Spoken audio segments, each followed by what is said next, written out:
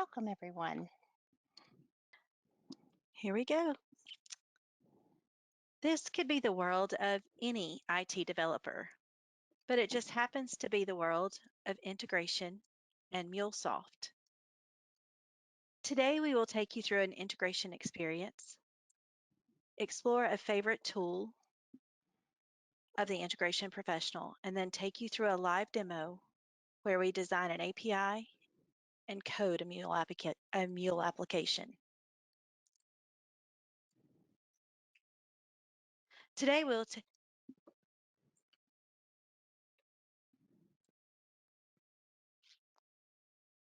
now Now, integration professionals have very unusual adventures, and they all happen behind the scenes of this hustle and hurry world.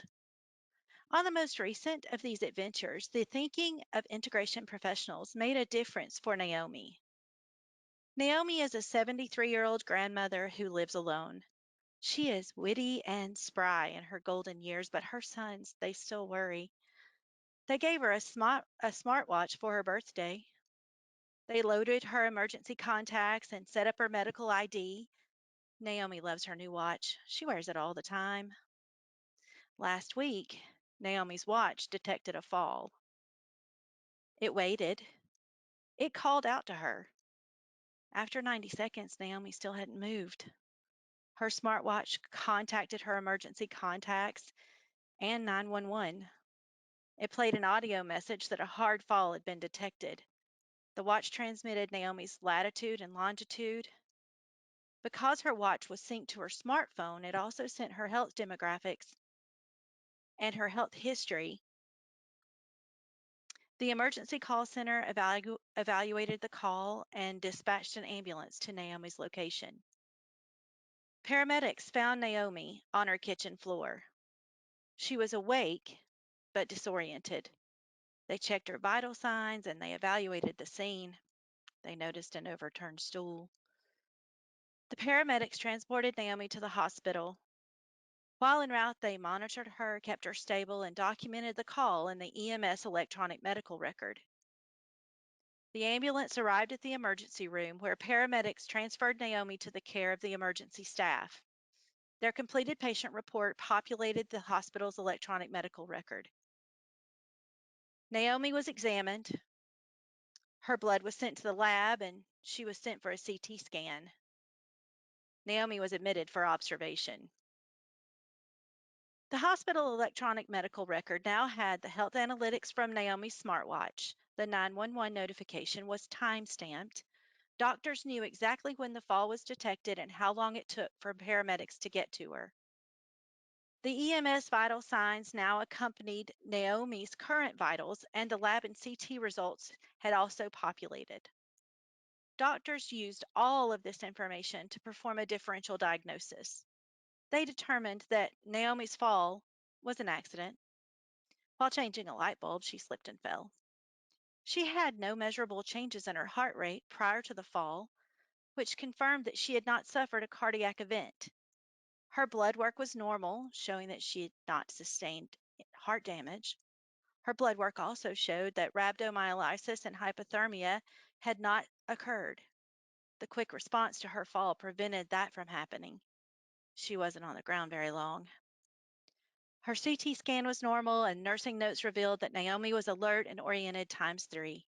Naomi was released the next day. She was thankful for her new watch. Have you ever wondered how all this happens so efficiently? Integration makes this possible. Mulesoft makes this possible. The IT integration team makes this possible. Like most developers, pardon me, like most developers, integration professionals have systems that they need to connect. We do it using application networks and API-led connectivity. Notice the intentional nodes or connection ports placed between the database management systems. These are APIs. This is the API led connectivity that's supporting the flow and sharing of data between systems. Well, my mother-in-law has an Apple Watch, but I have a Samsung and my mom has a Fitbit. It has fall detection too, but I'm sure it would need its own connection in the system. So I know people are thinking, how does this system work when we need to add more devices? It's going to take a lot of time and money to connect every new device and every brand. And let's not forget that these companies are continuously improving functionality. What's the plan for handling all these new connectivity requests? Ryan, you're right.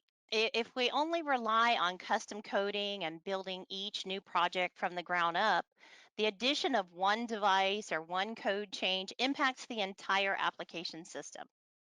If we were continuing to work with traditional point to point integration, but an API led approach changes everything. Adding a new device or making a couple code change impacts only a few services. We don't even have to build our connections from scratch. Let's talk specifics. What do you do? Where do we start? We research the technical specifications for the Samsung Watch or the Fitbit and create a new API to meet the requirements to connect with the watch. You import the reusable assets from the Apple API. This speeds up the development process, and voila, you're ready to test. The idea of reusing your previous work continues with the connections. You update your connection to the nodes or the APIs, and all other connections continue to work. You don't create the whole end to end process all over again. You only create one Lego component and snap it into place. Adding a new watch is a technical task, but it's very doable. Well, good. Reusing code to build a new connection to a similar watch and having all the other connections continue to work is impressive, and that's obviously worth learning more about. But it's like we're living in the future and the past at the same time.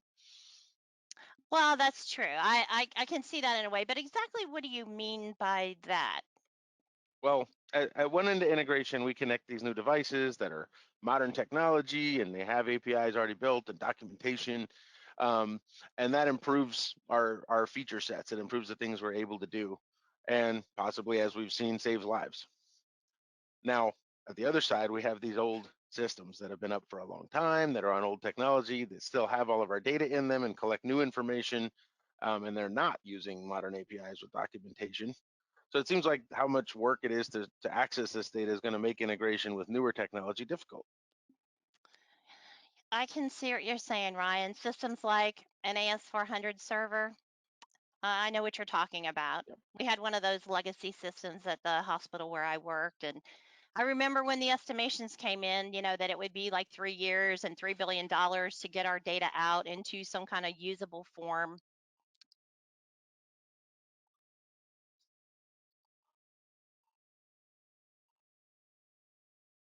So that's where we go. We would rebuild those connections and expose those assets. So when many clients have systems that are rooted in technology that makes them almost unusable, APIs and Mulesoft can fix this. Well, I'd like to see that. Well, what we will do is we build an API that will unlock the data and processes in your AS400 server. MuleSoft has a pre-built connector, especially for the AS400, already created for us. This connector contains the code needed and the configurations required for that connectivity for the AS400.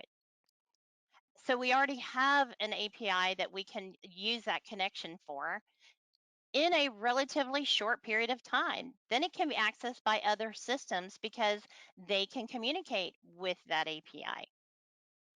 I will translate them for using MuleSoft transformation language data weave. So if we have different data types that are on the AS400, and likely that's the case, we can use data weave to transform that data to make it usable as we're pulling that data out.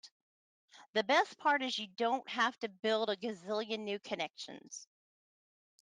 Just build the API. and then existing APIs can use it as a resource. The AS400 API is now an asset for the facility. Yeah, that makes sense. I'm in. What do I need to learn to become an integration professional?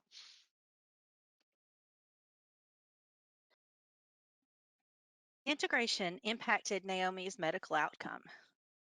API-led connectivity allowed more smartwatches to be connected. APIs and integration technology saved time and money. Our integration team is ready to work. It's time to see where they build these APIs and where the reusable assets and the connectors get stored. Mulesoft provides one platform that supports integration. In this space, you can design an API that exposes the smartwatch database. Design Center is where you create the node or connection port that is available for other systems to tap into. You code the inputs and the outputs. You design your API with the specifications and accesses that fit your requirements. When you're ready to build, open Anypoint Studio. This is where you build those connections. You create data transformations, you test, debug, deploy here. Studio offers these tools all in one space, helping you streamline your thinking. Anypoint Exchange is a marketplace. Think of it as the app store for APIs and connectors. This is where you store and share your APIs from Exchange. You can also discover APIs and connectors provided by Mulesoft. Integration professionals capitalize on these reusable assets. With its full scope of cloud tools, Anypoint Platform is the go-to software for supporting the full lifecycle of the API, making it a favorite tool for integration professionals. So there you go. You know a little bit about integration, and you've been on a short tour of Anypoint Studio. Your orientation is officially over. You've been hired. I think your integration team is hard at work. So let's join them.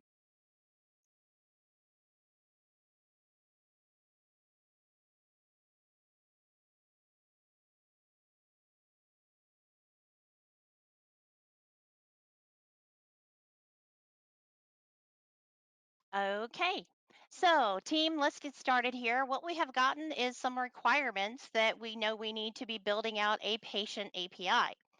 So we will first start at Anypoint platform, and we will initially come into the design center where we're going to design our RAML specification. So as we come into the design center, this will load it for us. And we're going to come into some work that has previously been done. But prior to that, I'm going to give you a little tour and a little example of creating this API as we are building this out. So we will be looking at the patient's API shortly.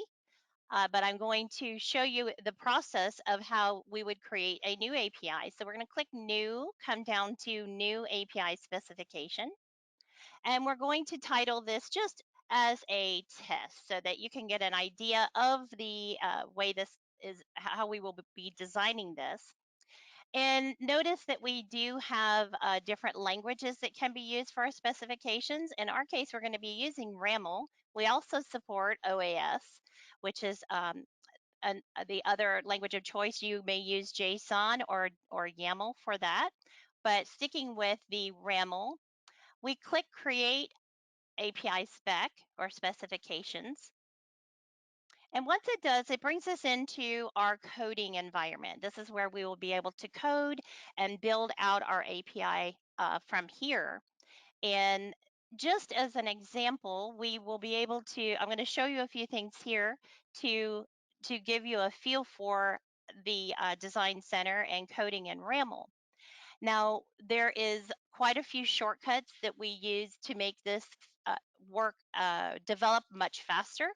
And one of those being is there's a shelf, we call it a shelf, that provides you with the reserved fields for certain functions to utilize and put together as you're coding. So we're going to come up here and we're going to create our first resource. And again, here I'm going to do test just as an example so that you can see how this will be utilized in the patient API that we'll refer to next. So as we look at the test, once I have entered that resource, or this will also be known as one of the endpoints for this API, we notice here now we're offered different methods. So the methods that are available to us are get, delete, get, head, etc. I'm going to choose get for right now. And so as we begin to add the methods and endpoints, you can see that it's available on the right-hand side in the API console. Okay, so the coding really does come together this quick. And again, we could declare different uh, specifications as needed, like a query parameter. If we had a field that we were wanting to also enter and provide as a searching mechanism for a query, we could declare the query parameter. Or going ahead and creating the body and as far as the body, the data type that will be, in this case, JSON. And we can, again, continue to build this out from there as far as the type that it is. And you see that it is that easy for coding. Another thing that it also helps us to see is we can also be coding and typing it as we go. So I wanted you to get a feel for how easily the coding is when we are using RAML. Okay, now I'm going to switch back over to our patient API and give you a little tour of what's already been established by the development team. So to navigate back over to that, I'm just going to, it's auto saving. So this will save. We can come back, and being that you're going through some of your onboarding and testing for your, as part of the integration team, you can come back to that test API and experiment with that later. But I'm going to take you now to our live project that we're presently doing, the Patients API. Now there's some components in on this, and all of the team members have access to this API from Design Center. So as we're all working on this together, you can see our progress of what we have already completed thus far. We have already gotten the endpoint, as I showed you earlier, as we did our test endpoint. There's the patient's endpoint. And we have our get method here and some descriptors and display names that we would like to have in our documentation as well. And we have the ability to query under a birth date, last name, or social security. So when I test this over in the API console, what you will do when you click on get, you see you have the ability to enter, you'll see that we have the query parameters listed here, the birth date, the data type, because that was defined. And if we click on try it, we're able to notice that these parameter or the query parameters are available for us to test. Now this in the early stages, we're designing first. We're utilizing the design first thought process of putting these different data types in place so that we can test out if this is going to suit our needs for our project. So this is what's been designed thus far. And in addition to some of the query parameters, we also have our responses defined by a data type of patient that is noted here in our code. So we have type patient, and the patient is referenced in Exchange.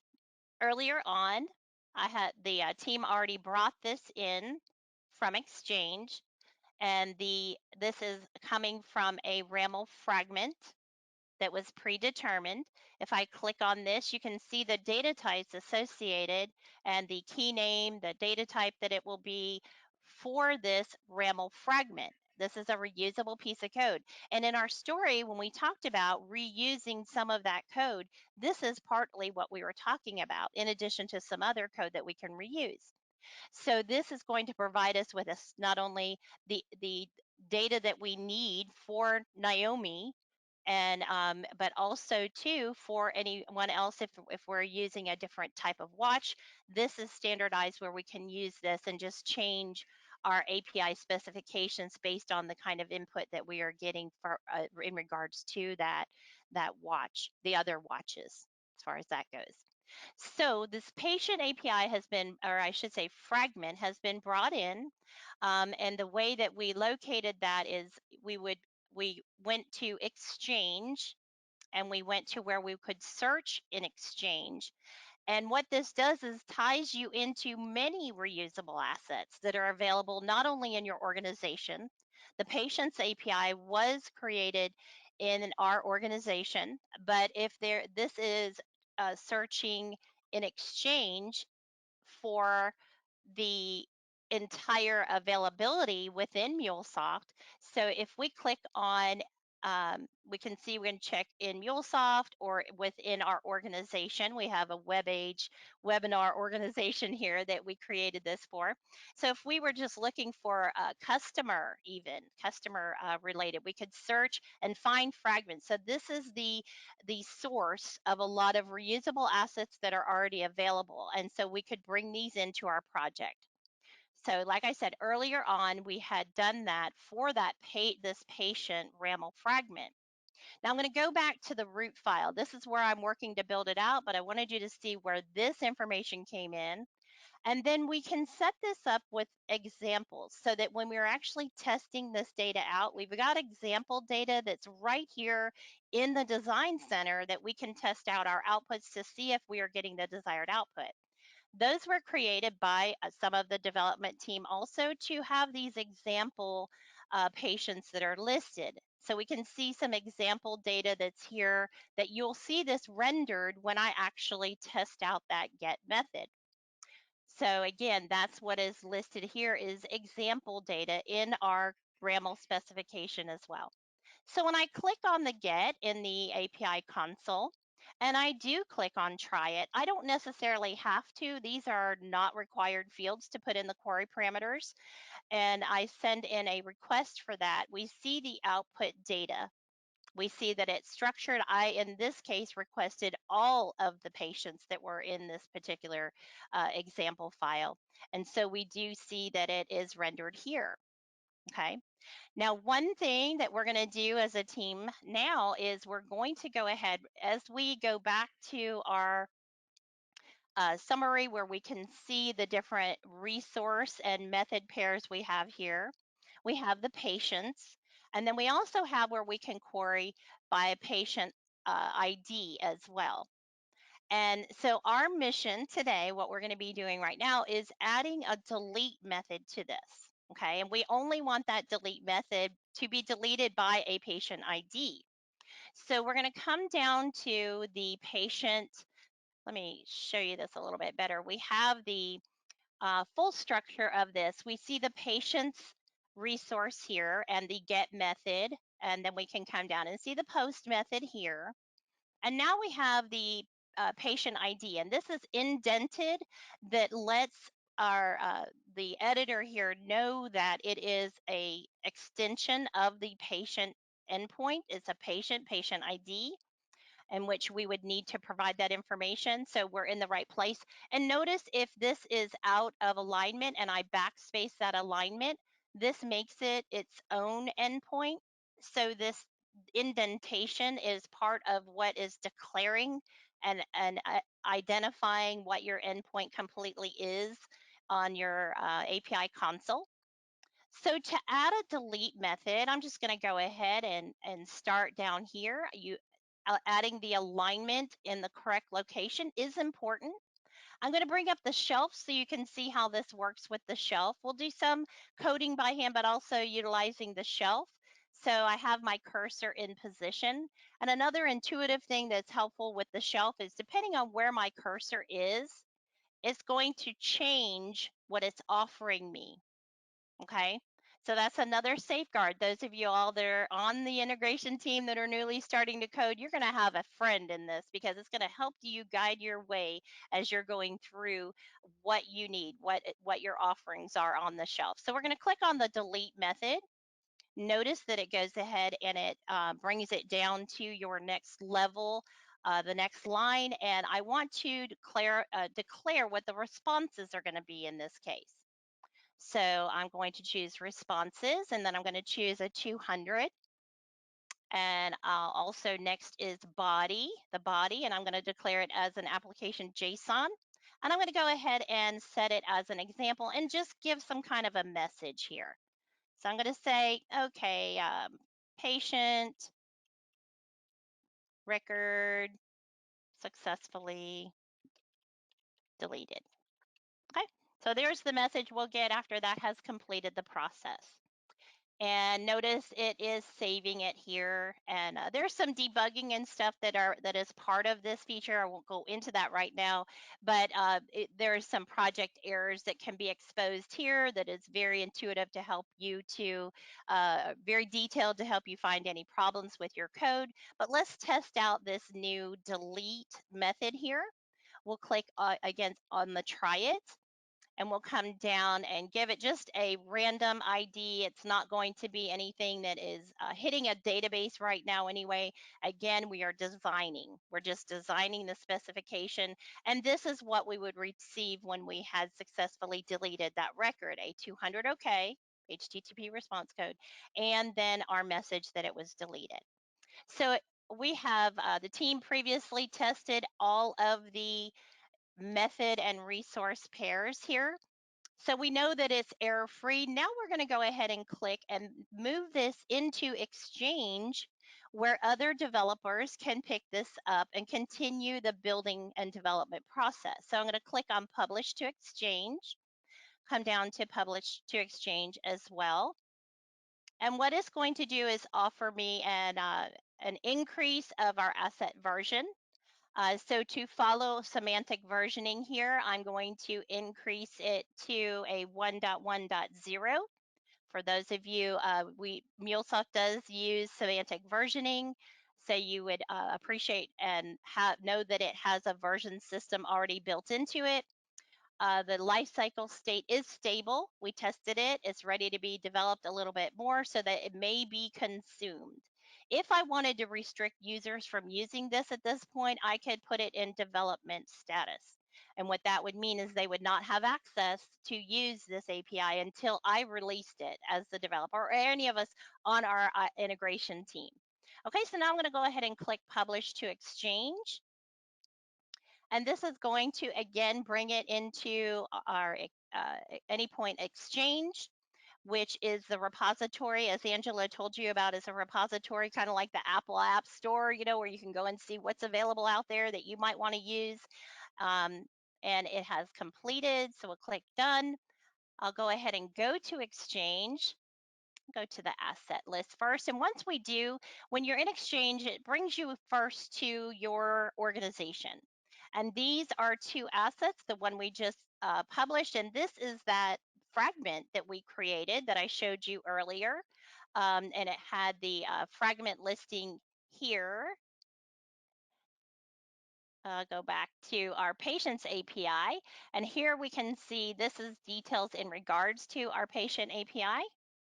And we have, again, the endpoints, and our console is here for users to come and test and see if this is going to work for their needs that they would like. We click on a send for that get. And again, the users that are testing this out or anyone that's interested in using this, they will be able to get the same data that we saw when we were creating it in the Design Center. Okay. Versioning is here for us. There's quite a few other things. If we go to the home, we can document this. We did add a new method resource pair. So I'm going to quickly add that we added to this, delete a patient.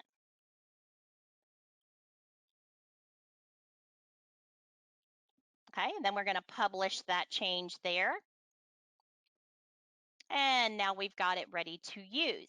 So now I can in turn alert the development team that we do have an asset that's available in Exchange for them to go ahead and continue with this next process. So I will give Ryan a call and let them know on the development side that, hey, This API now is ready for you to use, Ryan. So I'm going to go ahead and queue you up and pass this over to you. Thank you, Diane. Sure, coming your way.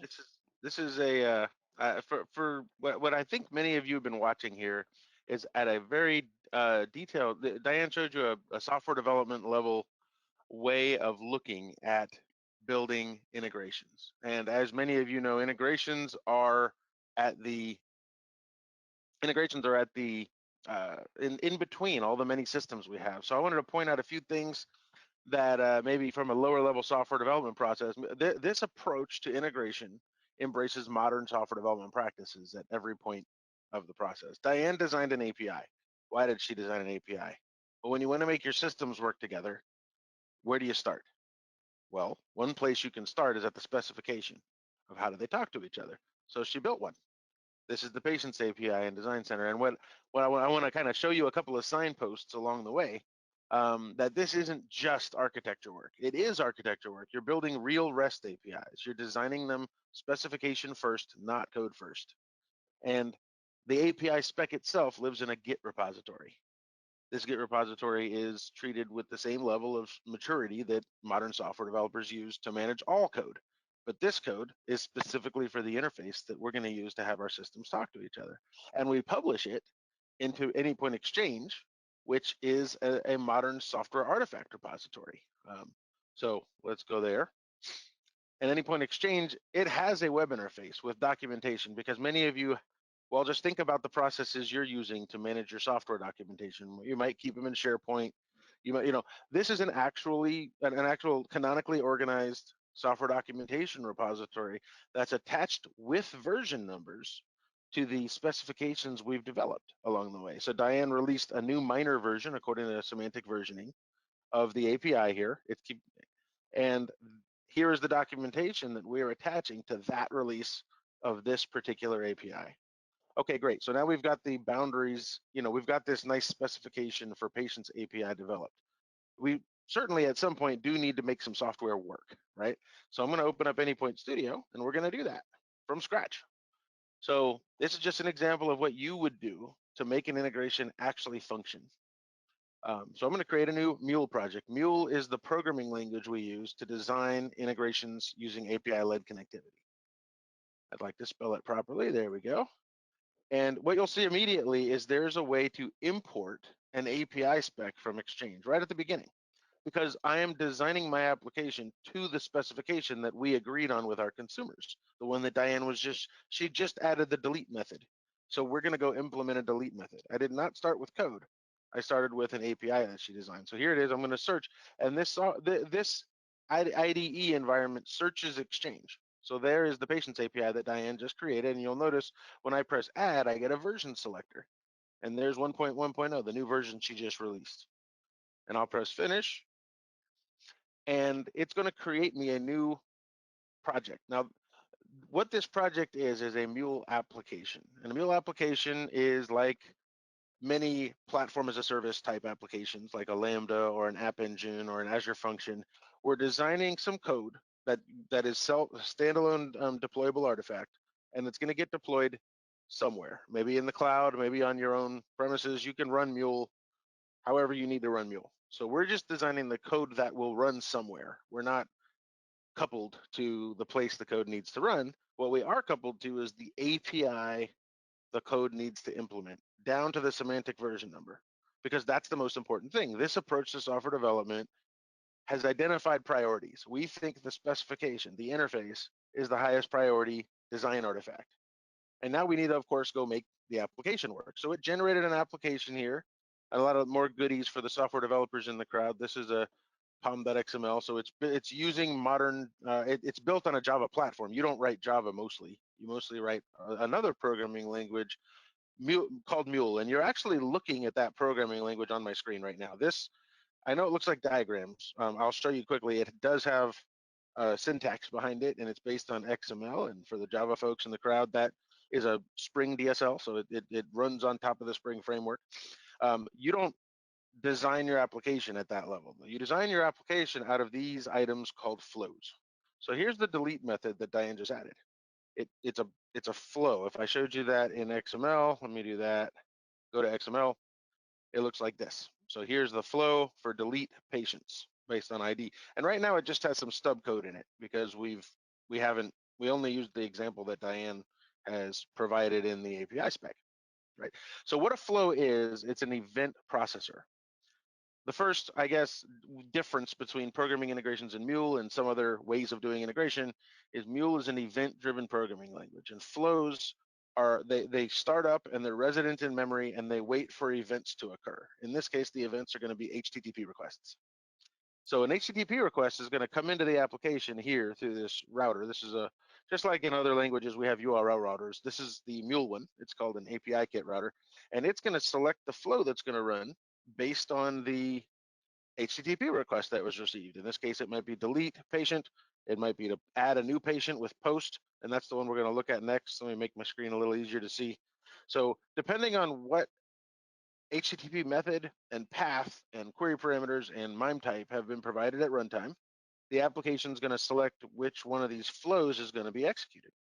Underneath Mule is a modern software a modern software architecture called reactive programming. So these event processors are actually reactive functions, and unlike many reactive frameworks, you don't actually have to create the reactive functions yourself because you're using these connectors that Mulesoft provides on the right to, and that you can design yourself if you need to, you can make your own connectors. But mostly you don't have to because this is a mature, Mule's been out over 15 years. We're in version 4. There's quite a bit of existing libraries already out there. In fact, Mulesoft prides itself on all these different connectors that are out here. So for example, let's say we're going to be making this patients API work with a database. So I'm going to go add the database connector.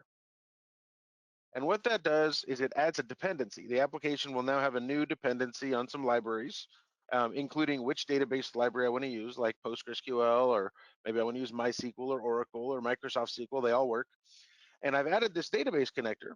And for the delete operation that she gave me, I might put a delete query in here, right? So I've dragged that in. That is an event processor. Each one of these little circles is really an event processor. In XML, each circle is corresponds to one of these XML elements. That's the underlying syntax. That's how source control works because it is text in the end. But again, most of our programming is done here in the graphical editor. So I'm going to click the delete event processor.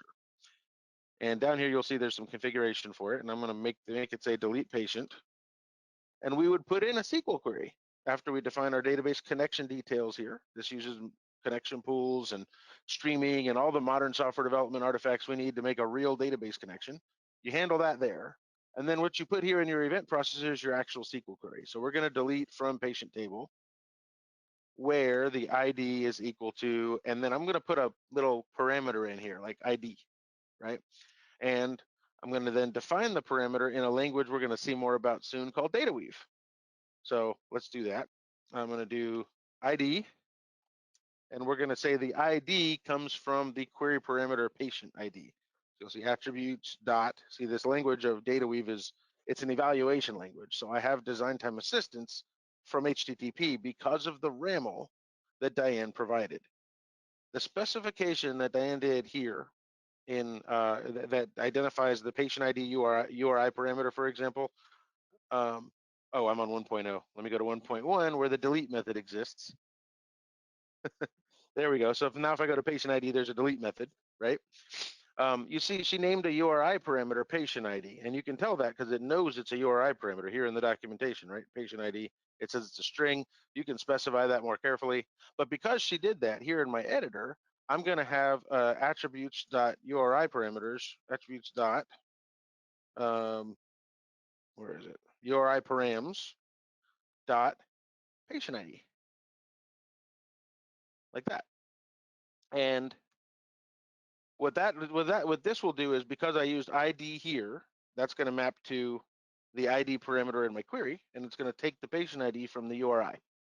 It's going to populate it into the query. So now what I have is a REST method that will perform really well with not very much hardware. This thing takes low memory and it takes low CPU, and it will scalably allow us to translate this REST request into whatever SQL query we need it to be.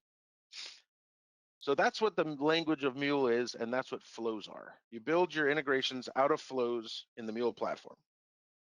I wanted to show you one more goodie before we were done. This is how you actually do real logic in these applications. So let's look at the post operation instead. So this is when you're going to add a new patient. Okay.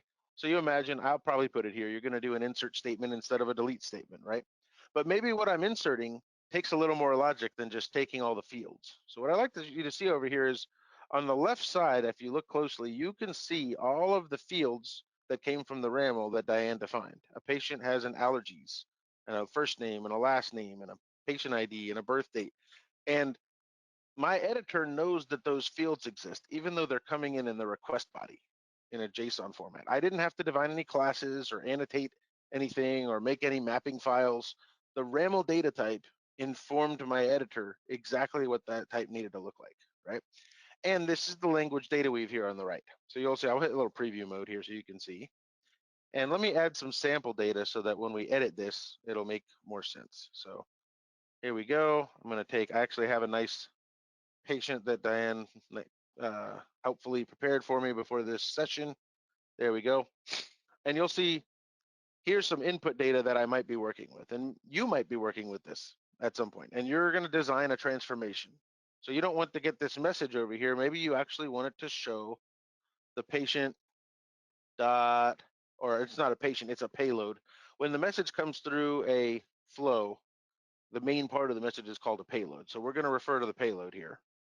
And that's the whole payload. But we don't want the whole payload. We just want the first name of the message. And look over here, I have the first name. Well, what if I want the first name and the last name put together? I can do that. I can do like this and do payload dot last name. Let's do that. And now I've got Naomi Brooks. See? Now, maybe I want those in separate fields. So let's do that. So I'm going to do like this. I added a new field called last, and there's the last name, and I'm going to change this one to the first name. You see how easy it is to make any data type I want on the right. So that's pretty good. That's what DataWeave is really good at. DataWeave is a functional programming language that in a very performant way allows us to implement any kind of data model transformations we need to do in our integrations. And it's not just for JSON. So let's put the first name and the last name in a name object like this. So I'm going to take those two fields and I'll put them inside the name field like that. Now you see I've got a name object and a first name and a last name. Now let's say I need to use XML for some reason instead of JSON. I just tell DataWeave I want XML, and now I have XML, right? Now let's say I have a data type that doesn't work in XML. So let's get rid of this name field again. So first and last. That you can't do that in XML, but you can do that in CSV. So I can turn a JSON into a CSV or to an XML or anything. I can do like web formats like XForm, www, URL encoded, right? You can do Avro. You can do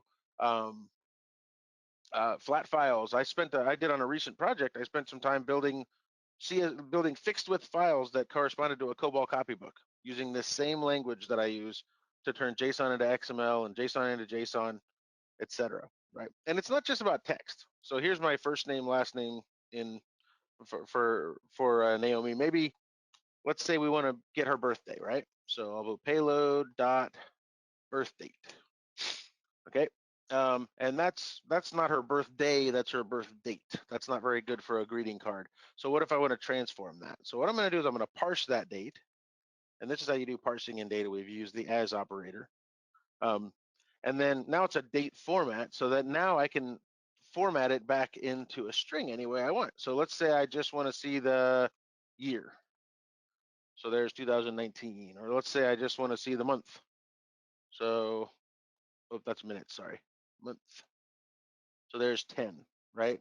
And what if I want to see her actual birthday, right? So then I could do the whole written out month. So now it says October, and I'll do the 2 days, October 2nd. I don't want 2 digits for the date. I just want one, October 2, right?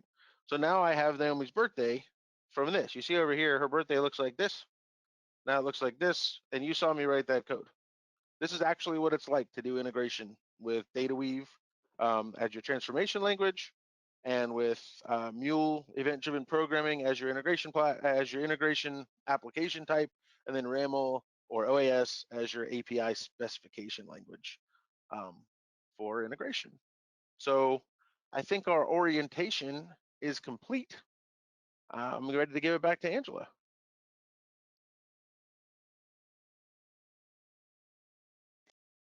Thank you, Ryan. And so it looks like we are ready to meet your presenters. I'm Angela Patterson.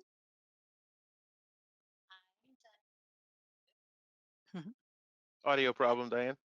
I'm Diane Kessler. Sorry about that. I'm Ryan Haig, and I don't see your slides. There you go. Our passions are integration and teaching. So the integration of information and data is happening across every industry: retail, banking, government, and insurance, just to name a few. Some are more advanced than others, but this is the future.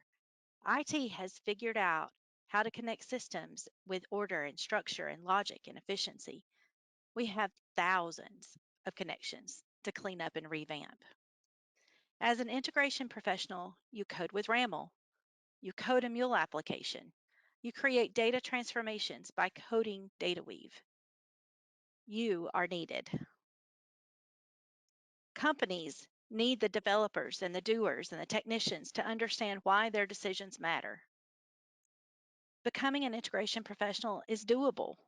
You can learn integration and Mulesoft all at one time in extended courses.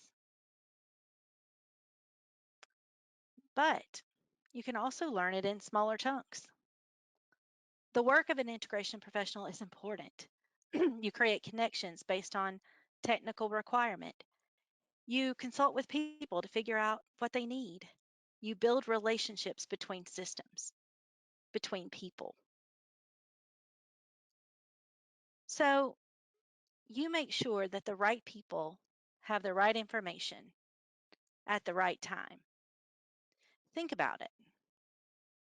Without integration, well, the watch,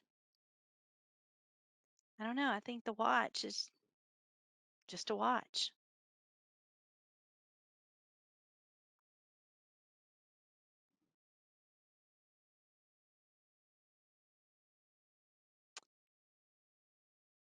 Thank you for joining us today.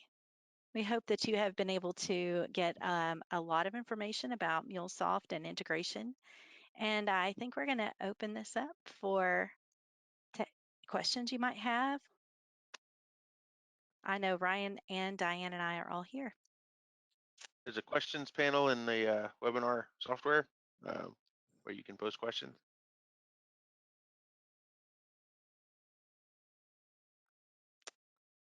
You could also tell us if you don't have any. That would be okay too. Thanks, Jamal.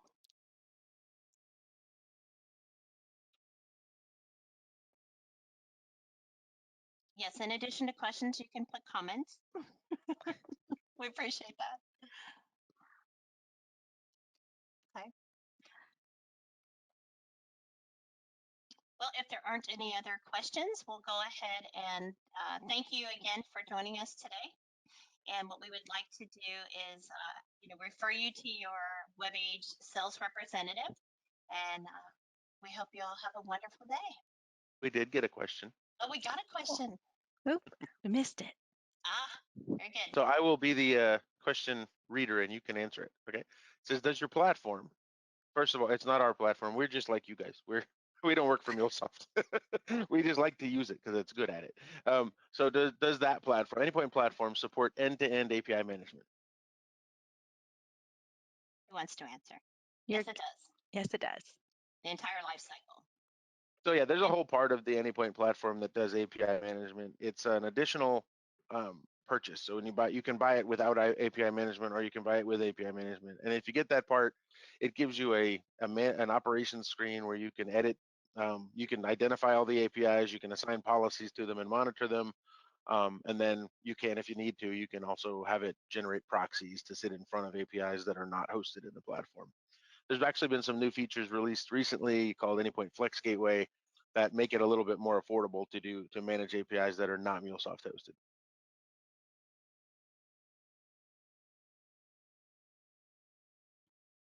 I think we had a few more questions. Did I miss it?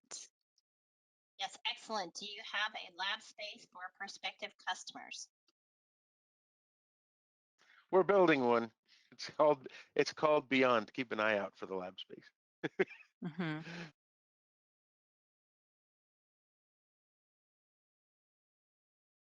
I can take the next one. It says, what would the equivalent be in Mulesoft to an orchestration in Microsoft Biztalk? So I'm going to answer this as someone who's used Biztalk in 2004. So it's probably better by now. And if anyone has a better answer, that's cool.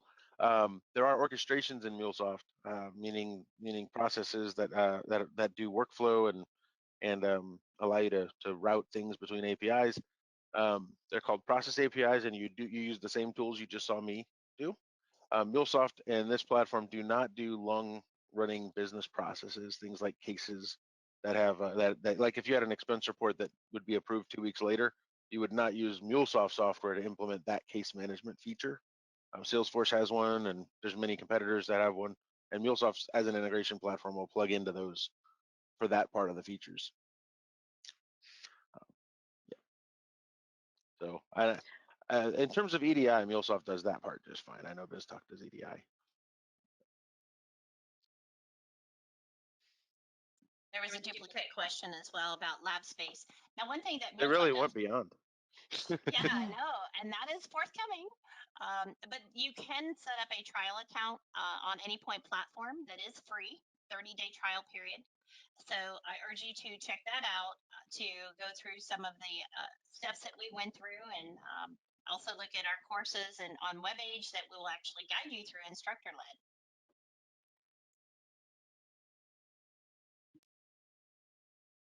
I Another see the last. question. I actually get your last question a lot, Corey, about differentiating MuleSoft from the competitors, and I'm ready for you a little bit with the fact that because we've specialized so much in MuleSoft, I'm not good at telling you what's not supported by the competitors.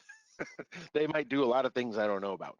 I can tell you that I have not found anything yet in my investigations, and I've tried looking at quite a few competitors that come up in class because I teach these classes a lot. I haven't found anything that combines API management and integration implementations in one platform so seamlessly. So if you take everything MuleSoft does, there's not really a competitor. However, some of the things MuleSoft does has very good competitors, including open source ones. So for example, Apache Camel or I think Delboomi or Tibco has some stuff.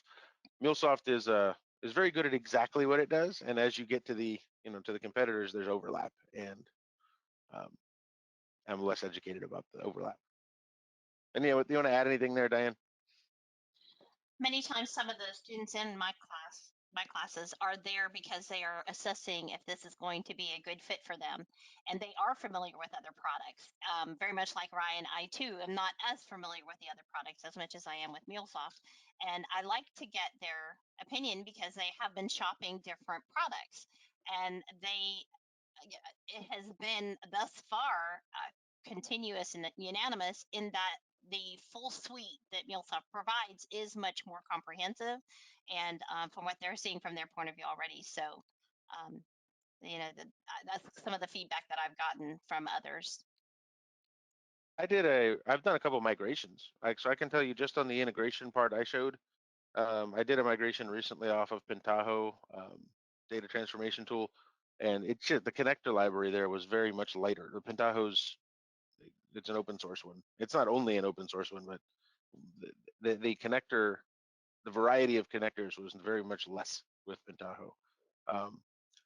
And then I've also been doing recently kind of an investigation into Azure Logic Apps and Azure Functions as a alternative, and I think the power you can get there is similar, but I think the amount of work it's going to take to make it is more on Azure.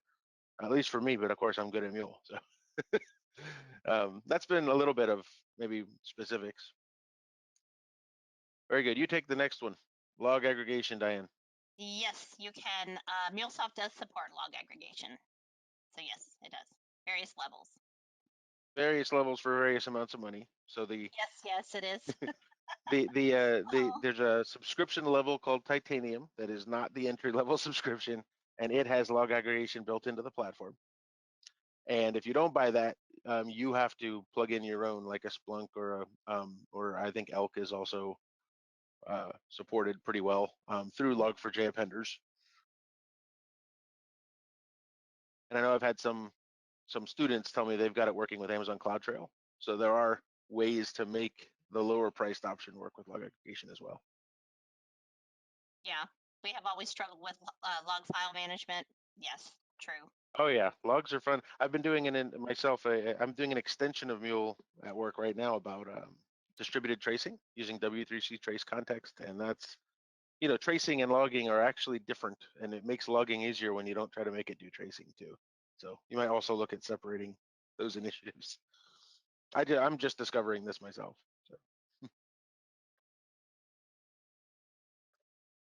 Yes, and if you happen to see anything in the course material that you would like us to include or add, send us information regarding that, like logging. That would be a great one to to include as well.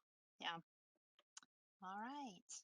Yeah, so we're out of time, and we're getting the right kinds of questions. Appreciate all of your positive feedback, and you can send your negative feedback to the WebEdge sales reps and let them know.